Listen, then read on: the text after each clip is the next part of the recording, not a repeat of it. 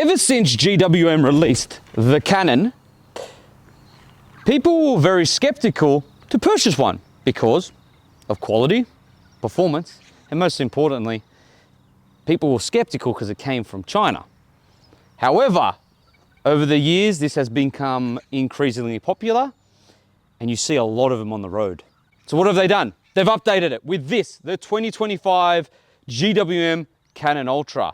So what have they changed and what have they fixed from the pre-facelift? And does this new 2025 GWM Cannon Ultra hold the title as the best budget-friendly ute on the market today? My name is Salvatore, this is the Motor Marvel. Don't forget to like and subscribe, and let's get into the review.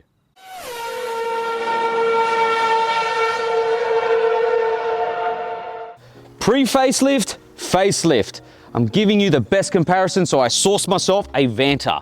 Big shout out to my friend Deeps. Thanks, mate. Appreciate you bringing your car along. So I know this is a Vanta and this is an Ultra, but this is all I could source. So what has been changed? Well, with the pre-facelift, you had a 2-litre 4-cylinder turbo diesel motor that made 120 kilowatts and 400 newton meters of torque, sent it through a 9-speed ZF transmission and constant all-wheel drive. It does have 4-low and a rear-locking differential. With the 2025 model, priced in at $43,000, $490 on road, you have a new 2.4-litre 4-cylinder turbo diesel motor that produces 135 kilowatts, 480 newton meters of torque, sends it through a 9-speed in-house automatic with the same all 4x4 setup with 4-low and a rear-locking differential. More power, but a little bit more money. Let's now compare the looks. Right, so what's changed at the front? The only thing that is pretty similar on both cars are the front headlights, because the grille and the lower portion of the bumper bars are completely different. To be fair, I think this is a bit more aggressive and menacing. However, this is a bit more refined and a bit more classy, if you can have a classy ute. See, the grille is not so ginormous compared to the pre-facelift version, and the lower portion of the bumper bar has some like nice little vents integrated, even though they're not real. Some of them are, some of them aren't.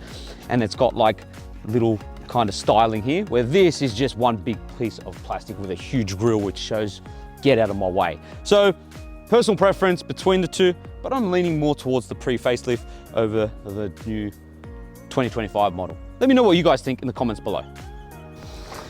All right, side profile guys.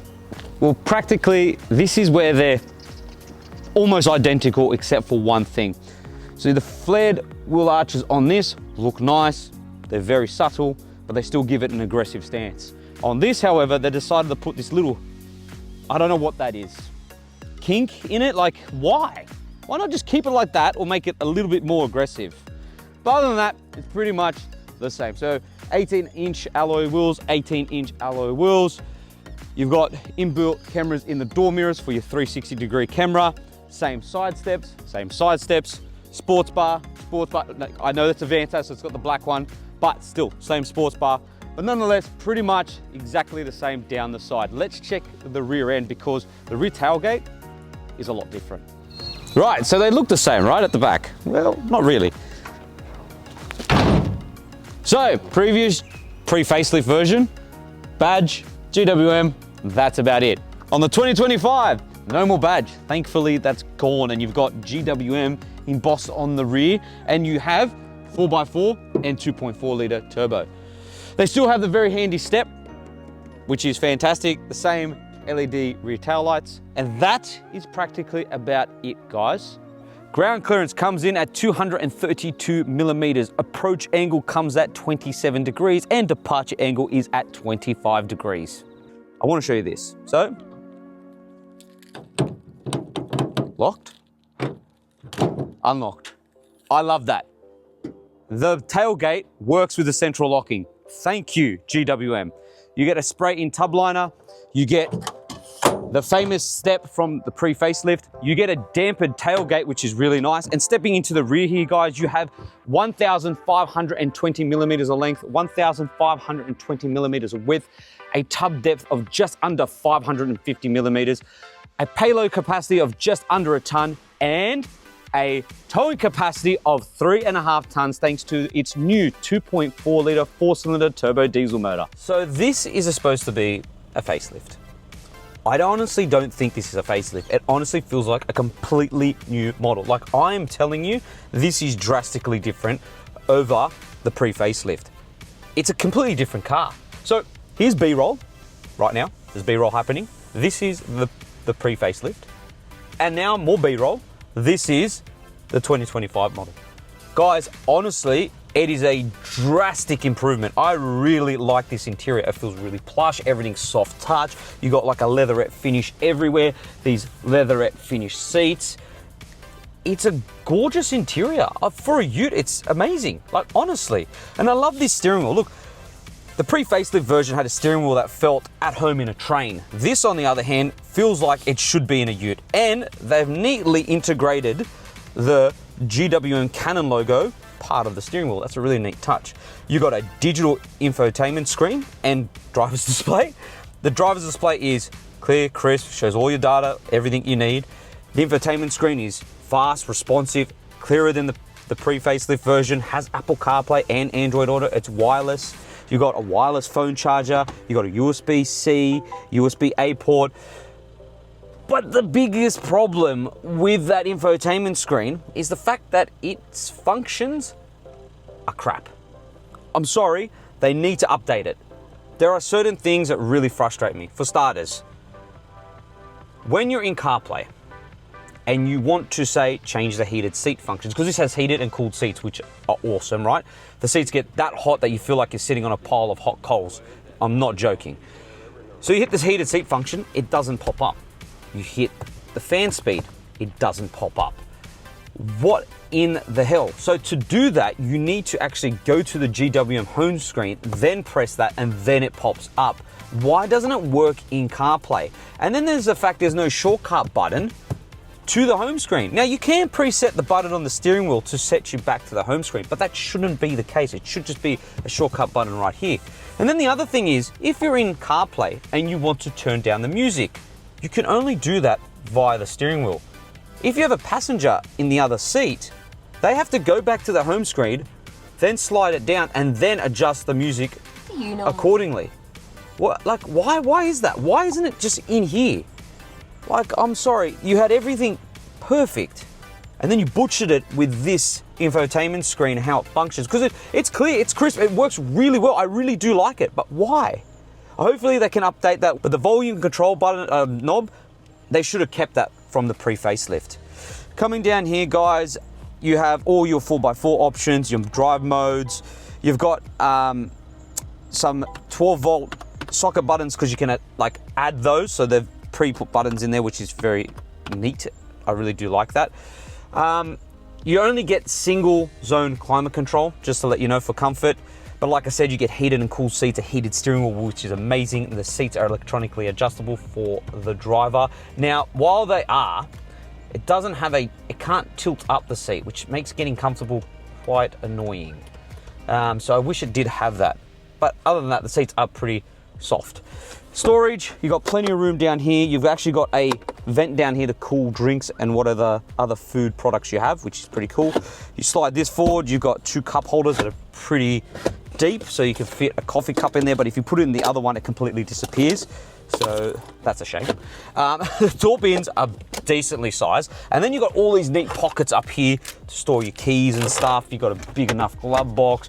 You've got a sunglass holder here. And you got a really neat sunroof. Now, many journalists will say this is a very poor sunroof, but to be fair, it does the job, and I think it's okay. It works perfectly fine. I do like the fact that here on the dash, they have the silhouette of the Cannon painted on the dash here, or I don't know, vinyl wrapped onto the dash, but that looks pretty cool. I like that little touch. And what's cool about that is that at night, it illuminates, which looks really cool. Other than that, guys, everything in here was absolutely perfect until that infotainment screen. So please update it, guys. If you do that, then this is a very good package. Let's jump into the rear and see what the second row is like for the kids or your mates. So what's it like in the second row? Well, to be fair, guys, it's not that bad back here. I can stretch my toes underneath the seat in front. I've got plenty of knee room, and my headroom is pretty decent because there's kind of a cutout at the rear here for taller passengers. Back here, you got pockets, you got your air vents down here, you got 2 USB-A ports, a little pocket down there. You got ISOFIX anchor points on both outboard seats, a center armrest, unfortunately no cup holders, but the door bins are big enough for a flask, so they're pretty convenient. You have top tether points on both outboard seats, and that's pretty much about it. And there's under storage, which is really convenient and really good because when the tub is full and you need to store more stuff, you can in here when the weather gets bad. Let's take this for a drive and see how this Cannon Ultra performs on a daily drive. All right, so what's it like to live with on a day-to-day basis? Well, let's talk about the suspension because that is another thing that has been revised over the pre-facelift.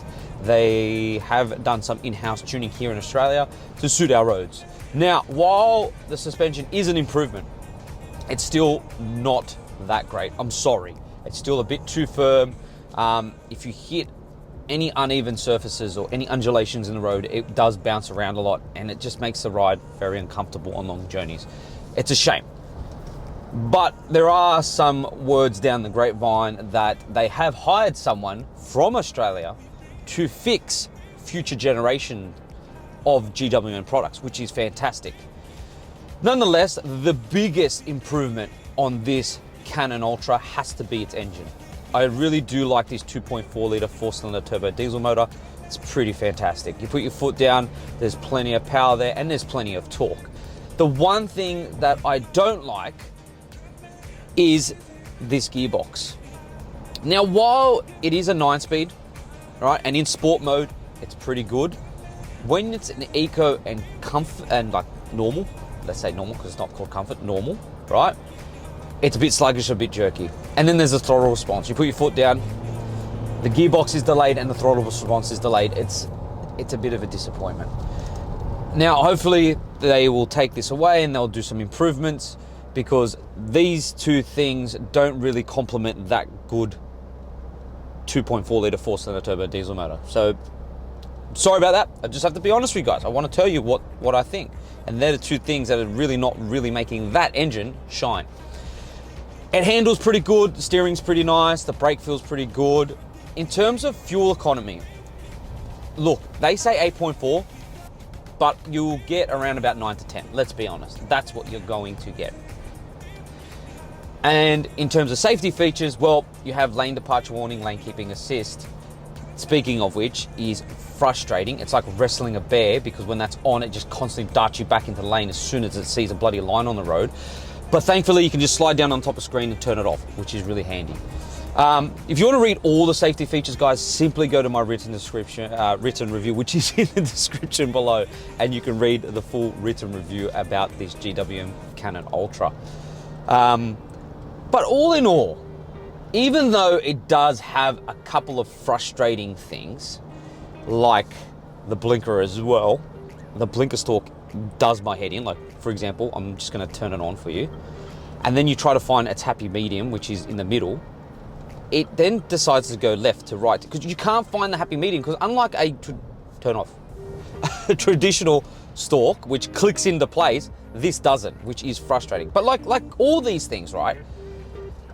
You cannot really fault because the price is it's just so cheap. It's so cheap. This ute is priced in a category where most hatchbacks and sedans are, like affordable hatchbacks and sedans, and you get a proper 4x4. If you want to buy anything different to this, you're spending, with all the kit that this has, guys, you're spending in the 60s easily.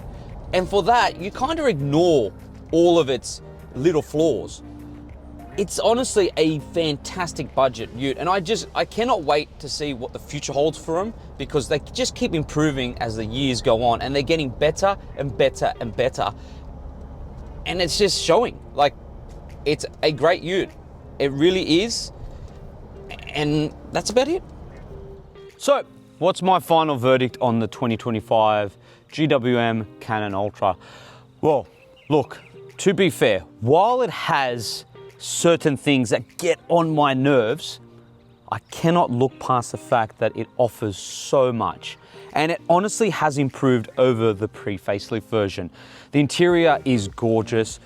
You know, the engine performs really well. Now, while the suspension still needs an update, and while the infotainment screen also needs an update, these things can be fixed along the way. And just how far the Chinese have come ever since they've entered the market is incredible. Just imagine where they're going to be in the next 5 years if this is where they are now. So, if you're looking for the best budget-friendly ute on the market today, it has to go to the GWM Cannon, because honestly, I think this is a fantastic ute. It just offers so much for not that much money. Guys, I hope you enjoyed this review. And again, don't forget to like and subscribe so we can do more reviews like this.